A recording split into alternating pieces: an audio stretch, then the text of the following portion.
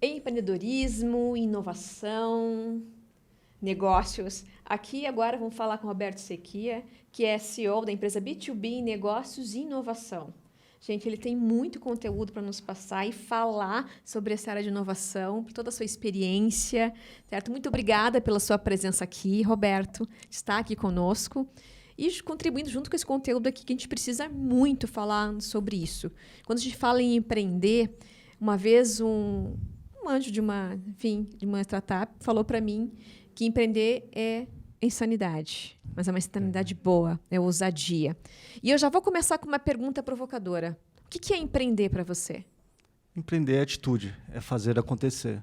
Em vez de ficar reclamando, achar solução, né? Então, minha vida, meu mover acho que desde criança, é empreender. É tomar atitude, em vez de ficar reclamando ou chorando, fazer acontecer. Não, e esse fazer acontecer é importante. E tem toda uma caminhada antes disso começar. Que é trabalhar essa questão do planejamento, modelo de negócio. Isso que todo empreendedor tem. Mentira, de parte não tem. Mas o que pega assim, para você quando você começa a trabalhar esses clientes, né, B2B, por exemplo? Já começando a explicar aqui para o pessoal que não conhece o que é o B2B. B2B é business to business, né? Uhum. Que é negócio entre empresas. Mas o empreender, né, Michele, eu acho que é uma coisa que você falou, o empreendedor às vezes só age, né? Às vezes não se planeja tudo. É uma dor, vamos falar, né, do empreender, eu acho que aqui no Brasil. Mas é possível. É possível fazer as coisas acontecerem, mas com planejamento, né? Talvez assim, um pouco da minha experiência, né? Eu cuidei dos empreendedores, né, da micro e pequena empresa aqui no estado de São Paulo. É verdade. Né? Você cuidou dessa secretaria? Isso. Faz 4 anos que você 4 anos atrás. Legal. Né? E eu acho que essa questão da micro e pequena empresa aqui no Brasil é muito importante, dos empreendedores, ainda mais os pequenos, né, que estão iniciando, é muito importante. Ali a gente viu o raio-x, né, que o Brasil é um dos países mais empreendedores, é o país que mais abre empresa no mundo. Mas abrir empresa, o CNPJ, é fácil. É fácil, né? Tocar o negócio que é difícil, né? Então, a gente viu que o brasileiro vai e abre uma empresa. E ele tem a falta de preparo, né? Que é tudo isso que você falou, planejamento, toda a gestão, né, ali que precisa andar junto, né? Não só abrir, né? Então, mas é uma coisa muito importante, né? Aqui no estado de São Paulo são mais de 5 milhões de empresas, micro e pequenas empresas. 5 milhões de empresas é muita gente, muito CNPJ. Muita gente. Mas é uma coisa que eu vejo que é uma causa, né? Por isso que naquela época a gente montou uma causa chamada Causa Empreendedora, porque a gente já estava em crise, né? Há 4, 5 anos atrás, só que a crise piorou. Né? Eu acho que empreender é uma coisa que vai ajudar individualmente, né? Cada cidadão que veja, às vezes perde o emprego, né? Não consegue uma recolocação, ele pode montar um negócio, mas também ajuda o país. Né? Quem produz riqueza não é governos, é o seu próprio povo. Então, empreender, só que com qualidade, e uma empresa que começa micro, né? Mas que cresça e se torne uma grande empresa, né? Se for uma startup, né? Unicórnio e tudo mais, né? Isso é muito importante, tanto individualmente como pessoas, né? Homens e mulheres, mas também para o país. E é uma coisa que você fala que o Brasil é um país que mais empreende. E seria que um país que mais inova também não tem necessidade disso, certo? Porque tem muita coisa que é empreendedorismo por sobrevivência. Que muitos eles começam a abrir CNPJ e depois não dão continuidade disso. Por que você acha que não tem uma continuidade? A continuidade talvez seja parte de preparo e talvez o espírito empreendedor, a cultura empreendedora. Ele empreende a maior parte por sobrevivência. Ou ele acha que né, não quer ser mais empregado, ou receber ordem, que empreender vai ser uma vida tranquila, que ele vai ter muitas horas de descanso, né, e não sabe, né, que às vezes você trabalha muito mais. Você não tem um chefe, né, um dono, mas tem vários, porque seus clientes acabam sendo, né, o seu chefe, seu dono, né? Então, ele precisa ter um preparo. E inovar, isso que você falou, empreender precisa inovar, ele está inerente junto, né? Então, vamos falar, se for ao pé da letra, é o país que mais abre empresa. Mas Sim. empreender é um pouco mais, que está atrelado à inovação. A gente falava muito com empreendedores, né? Esses micro, pequenos empresários, e falava, olha, não adianta só você abrir uma coisa, vamos fazer bolo. Só porque seu vizinho da frente, do lado, e você vai fazer o mesmo bolo. Você acaba só disputando o preço e acaba prejudicando os outros e te prejudicando.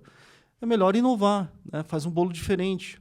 Né? Todo mundo está fazendo bolo simples, faz um bolo com uma cobertura, isso já começa a inovar. Sim. Você tem um diferencial ali, que você pode ter um preço diferente. Né? Essa parte da inovação não quer dizer tecnologia. Exatamente. Né? Então, isso que a gente sempre falava para o empreendedor. E, de novo, empreender está inerente à inovação, que é fazer diferente, né? Colocar algo diferente, né, para o mercado. Né? E como você falou, não necessariamente vou abrir um negócio, empreender, nem todo mundo é inovador. Que nem você falou, a questão do diferencial do produto, certo? Do serviço. Algo que você pergunta para alguns empreendedores, não sei qual é o meu diferencial. Não, o ideal é saber qual é o diferencial, porque senão, como você falou, só compete com preço. Aí você não cresce, aí você não expande. Mas você acredita que talvez assim abra o negócio e muitos não busquem esse conhecimento? É que ele não sabe, né? Não sabe a parte, vamos falar, hoje a gente não aprende a empreender. Nem na escola normal, nem nas faculdades. Que deveria ter. Deveria ter. Né? Claro que não precisa ser o empreender de negócio, mas saber, né, essas coisas de inovar, né, de fazer diferente, de agregar valor. Né? Então, tudo isso precisa ter para ele ter uma noção, porque aí ele não sabe, ele vai sentir isso na pele, no dia a dia. Ele vai ver que, nossa, ele não consegue, né, adquirir mais clientes, né? E aí ele começa a baixar preço, né? E ele poderia estudar um pouco melhor, ver o que mais agrada, né? E ele começar a crescer, mesmo um negócio muito pequeno. Né? Isso ainda mais forte se for uma startup, né? Uma coisa já inovadora, ele precisa ter isso muito mais potente, né? E mais olhado e pesquisado. Isso, essa questão da startup, agora que você deu um gancho, que é importante, que eu recebo muito CEO de startup, que tem contato também, faço trabalho com eles de mentoria de trabalhar cultura, comunicação e cultura nas empresas, que eles não têm, estão iniciando nisso. Como é que você acredita que seja esse perfil dos startupeiros, como a gente fala hoje? Porque, claro, agora até ser um unicórnio, por exemplo, uma ou outra empresa, vai demorar um pouco. Mas o que você acredita que tenha muito mais incentivos às startups? Acho que estão mais preparados, eles já vêm com essa veia forte de inovação? Se pudesse diferenciar o pessoal de startup, empreendedor assim, que está começando ali, que abre o CNPJ? A startup precisa ter essa inovação muito mais forte. Sim, né? começa ali. Porque se for, né, o comportamento de escalar, né, então ele precisa ter isso muito forte. Uma coisa que realmente está todo mundo procurando e ninguém está oferecendo isso para o mercado.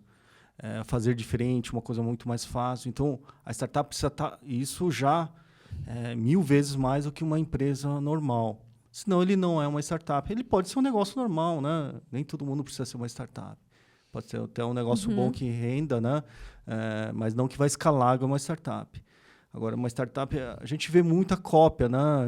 A gente está nesse ecossistema e às vezes cansa. Ele acha que é inovador, mas está entrando na mesmice, né? Sim. E isso vai fracassar. Ele vai fracassar.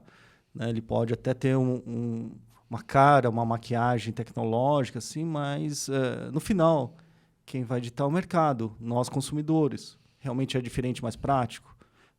Por que o app dele vai estar no meu smartphone? Né? Se eu não uso ele todo dia, eu vou descartá-lo. Né? Então, como que eu agrego valor? Então, o exercício de uma startup, a sensibilidade do empreendedor de uma startup tem que ser muito maior. Né? Sim. Ele tem que ser mais sensível, muito mais observador. Né? Talvez seja aquela coisa, Roberto, que a startup ela já começa criando um MVP. Já faz parte da cultura de início de uma startup, que é ir validando o produto no menor tempo possível, com menos custo. Sim. Algo que o empreendedor não faz. O empreendedor comum, que abre que nem você o bolo, sabe? Eu tenho empresa de brigadeiro. Talvez seja isso também uma maior diferença de uma startup conseguir escalar mais realmente que o empreendedor, que começa ali e abre no CNPJ. Essa preparação. Mesmo que seja por sobrevivência, eu falo, faz um MVP. Faz um MVP. Você fala assim, vou fazer bolo. Sim. Né? Pelo menos testa, começa a oferecer o bolo na sua família, para os seus amigos. É. Se ninguém repete, então é bom você Tem problema ali, se ninguém tem repete problema. pedaço. Tem gente que vai fazer uma confeitaria tudo para depois perceber que ninguém gosta do bolo dele. Então o MVP é bom, né? E da coisa mais simples mesmo, é fazer o bolo e oferecer. Né? E depois começar a cobrar, né? Se você está fazendo isso no seu trabalho, oferecer para os seus colegas de trabalho. Se o pessoal, né, começa a comprar, é um bom sinal. Se eles não compram, né, ele precisa ajustar, precisa melhorar a receita, ver o que pode ser, né, melhorar para atrair esse consumo. Né? Então, esse MVP das startups cabe muito bem, né, para o ambiente empreendedor, ainda mais de microempresas, assim. Para você que vai começar, faz um MVP, né? Faz um teste ali, sem investir zero, só o material ali, para ver se as coisas gostam, né?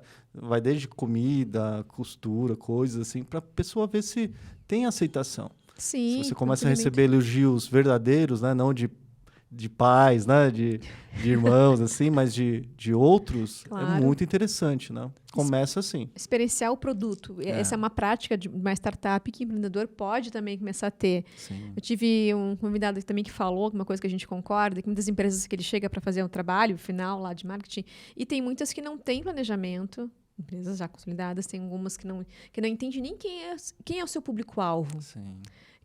Qual é a sua persona. Que é isso, é criar uma persona, enfim, uma identidade com o público. Isso acaba, Roberto, dificultando realmente para você conseguir escalar, você criar um plano de marketing. Aliás, indo para essa questão do marketing, você acredita que seja relevante isso, claro, para o empreendedor, startup, porque você, não sei se você já percebeu nos trabalhos, com certeza, no trabalho de consultoria que você presta, que muitos não sabem qual o público-alvo, muitos não sabem para quem que estão vendendo frente aos seus produtos. Eu vejo isso é uma coisa muito séria, porque realmente não tem como uma empresa não escalar sem saber qual o seu produto, qual o seu cliente. Sim. E esse é o mercado, né? Você faz o produto não para você, para vender, né? Para colocar no mercado. Sim. Se você não sabe que mercado é esse, a chance de você fracassar, de perder dinheiro empreendendo ou uma startup é muito grande. É que eu acho que o empreendedor ou uma startup, né? Todos esses às vezes ficam, ele fica muito apaixonado pela criação dele. Sim. Fica muito ali em cima, tá muito no meio do furacão. Ele acha que é a coisa mais linda do mundo ali, mais prática, mais... E, às vezes, ele não enxerga o consumidor. Né? Então, a gente fala, principalmente startup, né? Que quando vai querer, né? Tá buscando um investidor, assim. E, às vezes, é muito ruim. Eu falo assim, coloca ao contrário. Você investiria em você mesmo, na sua startup? Né? Você acha seguro? Quando ele faz esse exercício tão simples, ele fala, nossa, eu preciso melhorar muita coisa aqui. Né? Então, isso vai desde uma empresa normal também, né? Então, não adianta fazer nossa, é o melhor produto do mundo ali, mas na hora que você coloca do outro lado como consumidor, você fala, nossa, não é bem assim. Pode ser mais prático, mais simples, mais gostoso, mais alguma coisa assim do que ele está oferecendo. Então, esse exercício é um pouco de empatia, comportamento de você colocar no lugar do outro ali, mais do que só o lado do empresário, do dono da empresa, que está empreendendo, e colocar no lado do consumidor. Se ele não souber, desde as coisas mais simples, que é dar uma volta no quarteirão, se ele vai abrir um pequeno comércio. Fazer uma pesquisa de mercado, ali, entender quem são seus stakeholders, essas coisas. Os concorrentes, às vezes tem vários ali, é melhor abrir outro negócio. Ele nem faz essa voltinha no quarteirão, né? Então, essa coisa, pelo menos não precisa ser tão complexo, mas as coisas mais simples do marketing precisa ter. Tanto de um empreendedor normal e de uma startup também, né? Sim. Porque senão ele entra muito no modismo. No modismo ele pensa que ele entra na onda, pensa que está arrasando e é mais né, do mesmo ali que está acontecendo naquele momento, né? Então, a chance dele fracassar é muito grande. Então, essa sensibilidade... Por isso também entender muito de gente, né? Ele precisa ter essa sensibilidade, assim. Entender de gente. Porque o mercado é pessoas. Sim. Né? Então, ele precisa entender muito bem disso. E muito mais do que só o técnico, né? Que sabe fazer e tudo. Também que precisa saber fazer. Mas também olhar para esse mercado, onde está o marketing todo, né? Depois todo o planejamento, todo o instrumental para você poder vender, colocar, posicionar, né? precificar, tudo isso é muito Sim. importante. E entender justamente, extrair, a partir disso, entender qual é o público, para também começar, daí já entra numa área, isso que é a questão da comunicação. Como é que vai comunicar o seu produto? Aí começar a criar uma autoridade, a reputação do seu produto, a sua marca, o serviço, e aí conseguir comunicar, ou seja, entrar em contato de uma forma assertiva com esse cliente. Sim. Porque tem muitos também que vou investir milhões em marketing, em SEO. É importante, sim. Tem uma estratégia, é importante. Mas o que você faz com o seu budget que é algo importante? Como é que eu vou comunicar? E você, pela sua experiência, você percebe que tem muitos que têm essa dificuldade em saber comunicar o seu produto ou serviço? Bastante, né? A comunicação é uma coisa que a gente vê falhas desde a nossa vida pessoal, né? No relacionamento, imagina com o mercado, né? Exato. Mas também na hora que você começa a ter esse domínio, é fascinante, né? Agora com as redes sociais, tudo isso, você ficar muito próximo e ter essa comunicação é poderosa, né? Então, quem sabe trabalhar isso muito bem, posicionar a marca, né? Se tornar o dia a dia muito próximo da pessoa, do usuário ali, é muito interessante, né? Isso que, quando faço a questão do planejamento de comunicação, de começar a gerar reputação, autoridade para essa marca, entender. E eu pergunto assim, o que você... por isso que é a questão do cliente, do público-alvo. Muitas pessoas não sabem. Eu não sei quem é meu público, eu quero fazer para todo mundo. Mas é aquela coisa, faz para todo mundo, mas não faz para ninguém. Porque se você não sabe para onde vai, qualquer lugar serve, certo? E como é que você vai criar relevância? Como é que você vai comunicar? Acessar o seu receptor nessa mensagem. Sim. E é isso não só, claro, para fora, mas também para o público interno. Quando se fala em pessoas, é uma coisa bem interessante. Porque também a gente tem que entender a trabalhar a nossa equipe internamente, saber comunicar. Cada vez mais a gente fala de advogado da marca, a pessoa da marca, que é o Employer Branding, que a gente trabalha muito isso. O que você acredita assim, que falta as empresas realmente olharem para essas pessoas, que são as pessoas que fazem o trabalho, que colocam isso no mercado? Porque a gente fala muito a questão de cultura, certo, Sim. Roberto? Cultura da empresa. Quando eu vou mas qual a cultura da tua empresa trabalha? Realmente, a gente não tem isso. Quais são os valores? Porque quando tem um colaborador, uma equipe que realmente gosta ali do que faz, vê valor naquilo ali, ela produz mais consequentemente, aumento de receita. E também a marca, o mercado se torna realmente mais relevante, mais forte. Qual é o seu olhar sobre isso, assim? É interessante, né? Com todas essas mudanças culturais da sociedade que a gente está passando, a nova geração também, né? De jovens, assim, com valores diferentes.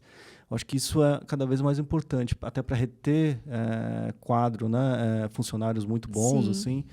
Cada vez mais essa cultura e acaba sendo até uma causa, né? São funcionários que são apaixonados pela causa da sua empresa. Exato. Que ele vê razão ali, que aquela empresa que ele trabalha tem um impacto na sociedade, com o produto que ela oferece. Tudo isso é poderoso, tanto internamente, porque você não vai ter só um funcionário, você vai ter uma pessoa com uma causa, que ele vai fazer muito mais do que só, né, cumprir a carga horária ou executar aquele trabalho.